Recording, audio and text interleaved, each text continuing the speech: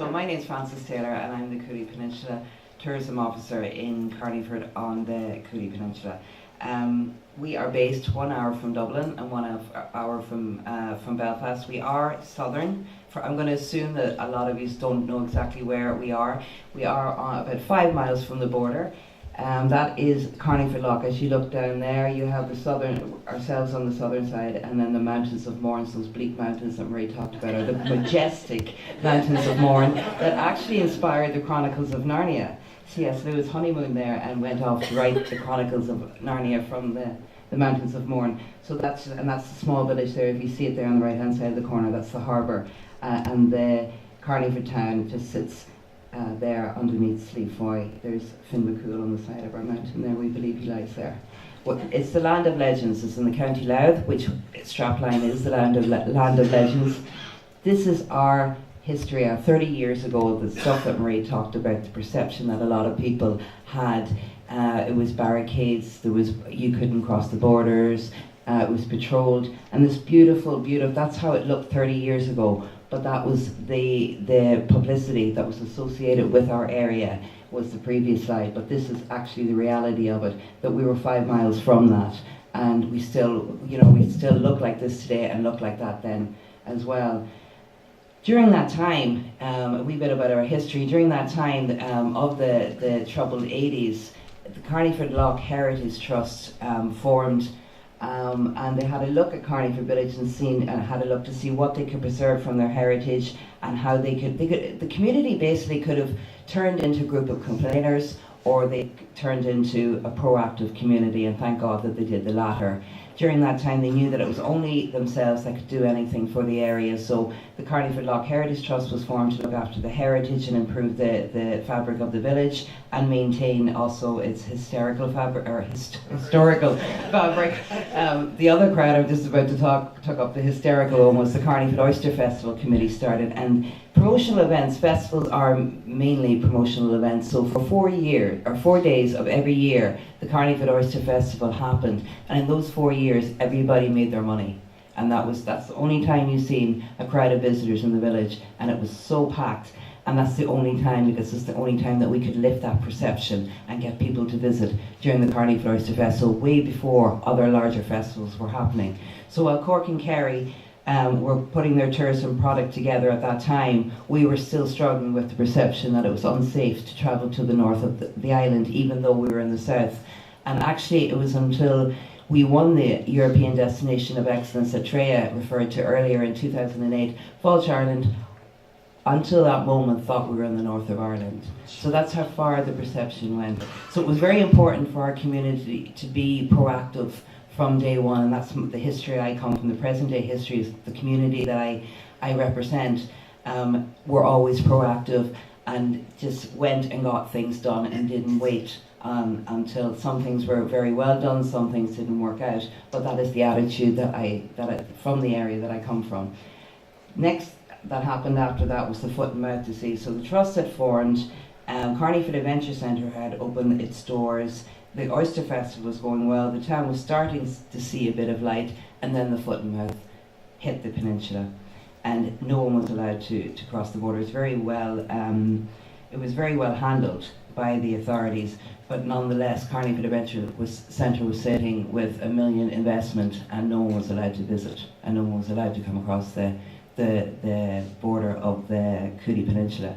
So again, a group being proactive got together, a tourism provider group, lobbied to the government, received 250,000 to again try and erase the perception, the negative perception that the foot and mouth crisis had managed to affect the tourism sector. Obviously, the agricultural sector suffered badly, but the tourism providers felt we have to do something about this. So the silver lining on the cloud is that, number one, there was no one in Ireland that hadn't heard of the Cooley Peninsula after that, and two, the tourist office was opened in Carlingford, which would never have happened before that. As soon as the foot and mouth crisis was over, the ministers and Falch Ireland got in their cars, the community were left to run the tourist office. That's where I stepped in at that time. I had a lovely job of lifting it out of the foot and mouth crisis. But I had a lot of support. There was a lot of a good feeling of unity within the community at that time. A neighbouring town, I was talking to over dinner last night to Tom, that a neighbouring town received funding from the social economy scheme from FOSS at that time to open a tourist office, and it was recommended that it was opened in Carneyford. So even though a neighbouring town's development company received that funding, it was because it made sense. It was located in Carneyford, because that's where more the main visitor market was going to. So Carneyford itself was a medieval town. I believe that heritage and tourism can't separate from each other in Ireland anyway, and anywhere.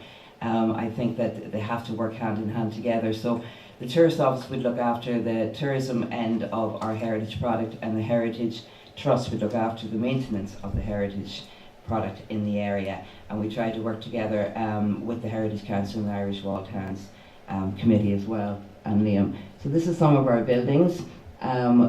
It dates back, the town itself dates back, well, ironically, there's been findings recently, King John's Castle that we have in common with this town here. King John's Castle dates back to 1210. We believe he came and he stayed 2 nights in the castle, and he had a game of cards and he left owing money. That's our story. Because people love the stories. They don't really necessarily care about the date or what stone or what age of what stone, but they love the stories behind it, and we try to push that. So we have various medieval sites in the village. We have a Dominican friary. We have, Liam has flown on with the slides there because there's so many of them.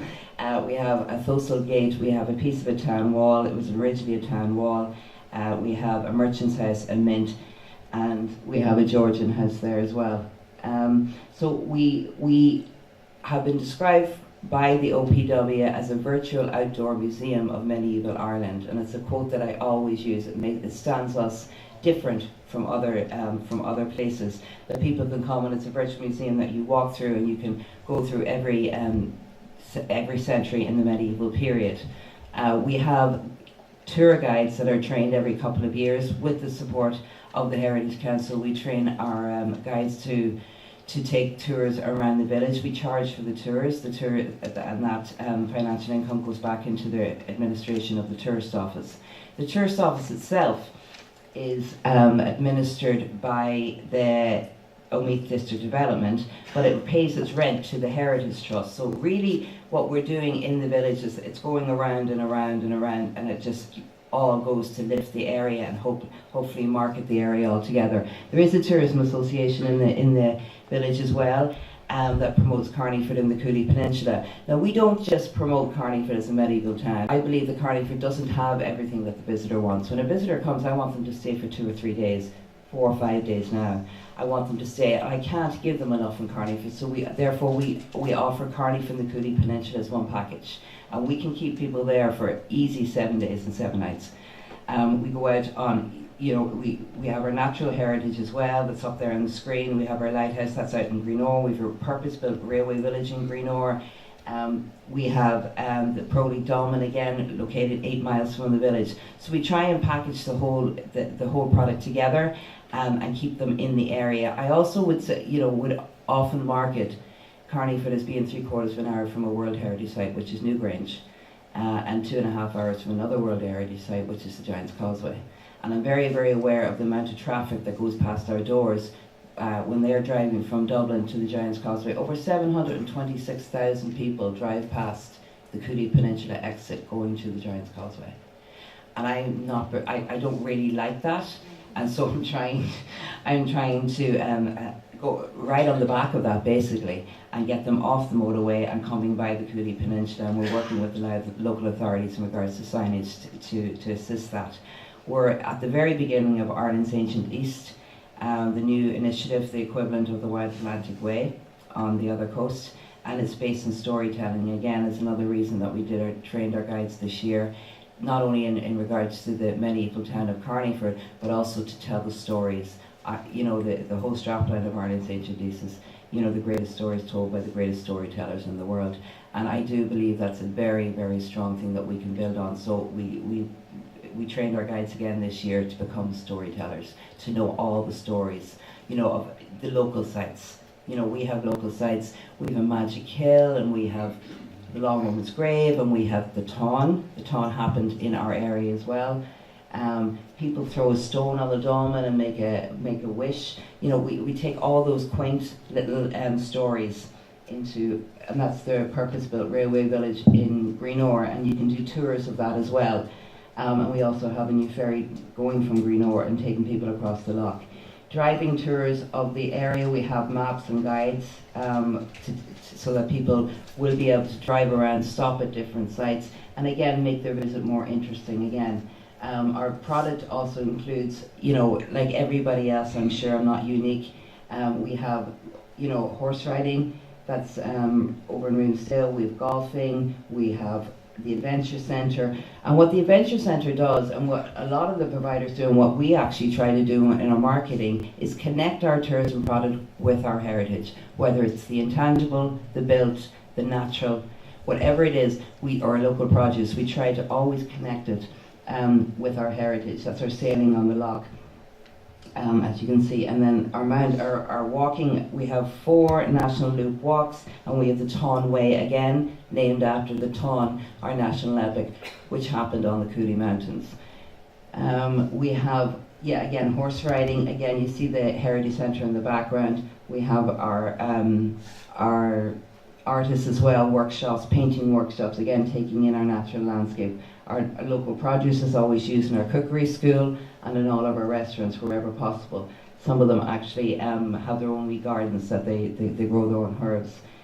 We take in obviously our traditional pottery skills. People can go and throw a pot. And then shopping as well, niche shopping, craft co-ops.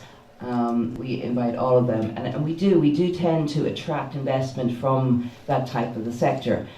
So we're gradually growing a reputation for traditional skills and produce. Another thing is, you're sitting there, that's one of the streets, actually, just keep that there for a minute, Liam. That street is now cobblestone. It was originally the main street of the medieval town. It went into dereliction, and Carlingford Heritage Trust received funding in the 90s, to renovate that street. And you'll see a picture further down in the presentation of it buzzing. It was derelict, there was houses falling down, half-built walls, and they got funding to put in shop units and apartments there. One of them was we just passed that, the spa that's there on the street as well. So we have apartments, restaurants, shops, and beauty salons on that small street. So again, it's nearly become the main street again. It's not the main street, but it's nearly looks like a main street again. It's vibrant again. We have shore fishing. We have we've shore fishing, and then we've sea fishing as well available on the loch. Bird watching, again, going back to our natural heritage. We have bird watching festivals, and then that's on the grounds of King John's Castle that people can go, and we're really going after the family market at the moment, and I think we're succeeding. In the last 2 years it has grown substantially, and when I am able to be present in the tourist office, where you'll always get the best feedback, you'll always do the best market research when you're speaking to the visitor across the counter, and everyone that I was witness to last year and this year did not want to leave. They just did not want to leave. And whereas, you know, people might have a perception of Carlingford in different ways. It depends on how people perceive you. Obviously, the families that are coming there are kept busy and they don't want to leave. So it was very encouraging. The Northeast is not known for its beaches, but we do have one. And we try and promote that. That's a beach that we actually built for a festival one year. We got the local quarry to sponsor 2 lorry loads of sand, and we made a sandy beach or a stony beach into sand in the harbour as well. So we try to be, as I said originally, we try to be as proactive as we can. Yes, we apply for funding, but we do rely on our tourism providers. The Adventure Centre would give us a lot of, hands-on assistance when it comes to festivals. This is abseiling that we offer as well on the mountain. And again, as I said earlier, the Carlingford Adventure Centre have managed to just utilise our natural resources, our mountain and our sea, and that's what their new logo is. Mountains, what is it? Sea, mountain, sky, I think it is. They just opened their sky park recently, which is our newest product as well. So again, this is just some of the things that we do on the peninsula, and if you just follow these slides through, that's their newest one. There's the Sky Park. But again, because of the success of Carney from the Cooley Peninsula, we are managing to attract new investment. The Greenway is our newest cycling greenway. It's 7 kilometres and it will be going across border next year. We have our trad sessions. One of our bars is up for a national award for the best music pub and the best tourist pub. He's in the finals this year. This is the kind of accommodation, theme rooms to our heritage. Again, just relating it back to our heritage. Our ensuite hostel accommodation. We do try to keep standards very high. In our restaurants, we, as I said earlier, we encourage local produce to be used. There's our mussel farming out in the loch, our oyster farming. They all will be found on the menus of the restaurants in Carneyford and the Cooley Peninsula. Fitzpatrick's, I believe, he beat some Martin Shanahan, I think, from Cork. Is it Fishy Dishy? I think he beat him last year at Seafood Chowder, wasn't he? Yeah, so he beat him. This is our Carneyford Oyster Festival, the one that put Carneyford on the map, I believe, as a promotional event. Again, it relates back to that is the street that I was talking about that was run down, and now it's a really buzzy, vibrant street. It's cobblestones, pedestrian, and it was fought, and the Heritage Trust renovated that. And that's some of our local produce during our festivals. Again, this is Heritage Week. We're celebrating Heritage Week here. In 2000 and Liam, we won the national award. We put a family of 7 to live in a castle. It was our 800 years of King John's Castle. 2010, and we made a call out to the country for people to go and live in a castle as they did in 1210. 90 people applied, and we put 7 in. One was a journalist from the Irish Times. It was amazing. The publicity that we got. Obviously, she wrote a full page in the Irish Times every day, so we kind of think it was worth it to have her in there. But they were glad to get out, but it was an amazing experience. And that is the kind of thing that we try to do to promote our events, to promote our area. We're very big into PR and writing press stories. I probably had to trade in 2 laptops the amount of press releases that I have on them. And there's nothing better than writing your story for the press. If it's well written, they'll print it, and they'll look for more. As someone said earlier on, they'll come looking for more. Again, there's the Puckfather, that's related to the Tawn Epic, and you'll see slides coming up of the Tawn March. It's another event that we introduced. It's an army of people that walk with the Irish Army. Now, originally it was across Louth, but now we're walking from Roscommon in the footsteps of Queen Maeve to the Cooley Peninsula. And again, it's a unique event that we do tend to receive publicity. The last Leprechauns of Ireland. People put their tongues in their cheek when they hear it, but just talking about the leprechauns. We've tried to take the leprechauns back to our folklore, not the fiddly-dee things that we laugh about. Remember, the leprechauns are part of our tradition and folklore. So there's a man that has written a book, The Last Leprechauns of Ireland. We claim we have the last ones living on Sleefoy Mountain, 236 of them. We have a book to prove it, and we also have moved on. We have that's the National Leprechaun Hunt that we host every year. Look it up on YouTube, it's a fantastic story. They are protected under the European Habitats Directive. And this is the leprechaun warden that goes around during the hunt. And that's our National Leprechaun Hunt. So, you know, we laugh at it, but that's the kind of audience we get. And that event had 12 hours on Sky News. Now that's a story that worked for us. You know, so it's thinking of something innovative. It was in every single newspaper in Ireland when we relaunched. So that's our poultry races again, for the children to engage with animals. We introduced it. We had Boyle Sports there taking bets. And then we have our Carneyford Challenge again that uses our natural resources. And that's a separate event. We don't run that, no organisation, it's a separate. People come in and run their own separate events as well, which is great. That's our latest investment, 10 million investment into Carneyford and the Cooley Peninsula. It's a scenic Carneyford ferry that takes you across the loch. And that's it today, that's Carneyford. Lively, vibrant.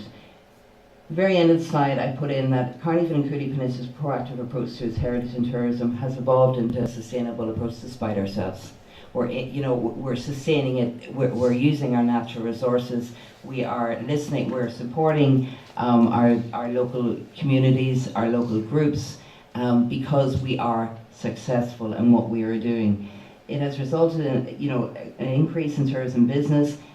Sense of pride is the most important line I think that I've written, the whole most important slide that I put down there. The European Destination of Excellence, Treya touched on it. The more competitions that you can enter, and the more recognition you can get, it creates a sense of pride. I could not believe the change in Carneyford when we won that competition, and it was quite an achievement.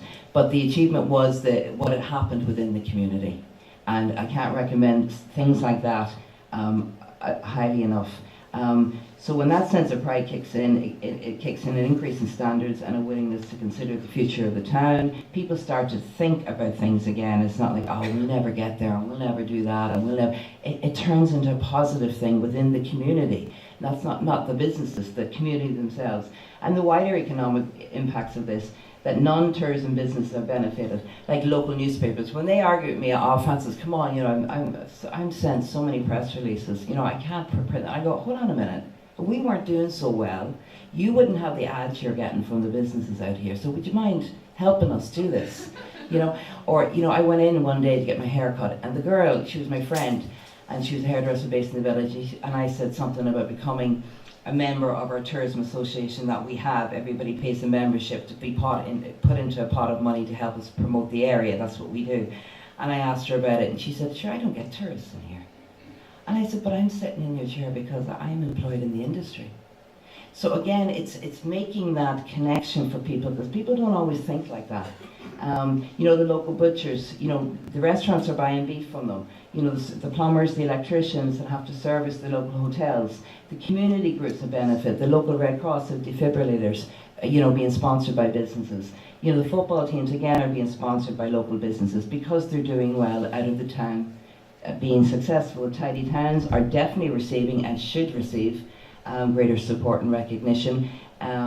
Local employment, retention of skills, attraction of new business to invest in the area, improved infrastructure, improved public services, and better communities and improved social fabric. So I think that is what all this positivity and the growth and being proactive, I think that's what it achieves, basically, it has achieved for Carneyford and the Cooley Peninsula. Also, I'm going to finish on this, another market that we're breaking into, and you might think about it because Buttevin is kind of nearly the size of Carneyford. It's another one, is corporate market. They seem to be looking for different locations to hold their forums, to hold their seminars or their annual get-togethers. We attracted Cisco last year to Carneyford, which is the 8th biggest company in the world. I didn't cop that on when I had the phone call, but I did shortly after. But they used the village as their hotel. So they had their workshops, every restaurant seat was full, every bed in the village was full. They left over 70,000 in 24 hours in January on a Thursday. So it's kind of good business to go after, and it's not that difficult. All you need to do is throw ideas at them, original ideas, things. These are all high-tech companies. They want to come back to basics a lot of the time, and it's heritage towns, it's traditional towns that can offer that to them. Dublin City can't. Our local community, local towns can. So there's all that kind of business out there. I think that's all I have to say, and just to reiterate, Carneyford and Cooley Peninsula, again, it's not only Carneyford, it's the whole area. I don't believe, and even Carneyford Lock, I don't believe visitors recognise borders. I don't believe that they know at any given time what county. They might know what county they arrived in, but at any given time of the day, they don't know. I'm from the smallest county in Ireland, so anything within that county is an hour. So if they're in Meath in an hour and a half, they have no idea, and they actually don't care if they're having a good time. So thank you, Buttevin, for inviting me. I hope you have a successful conference.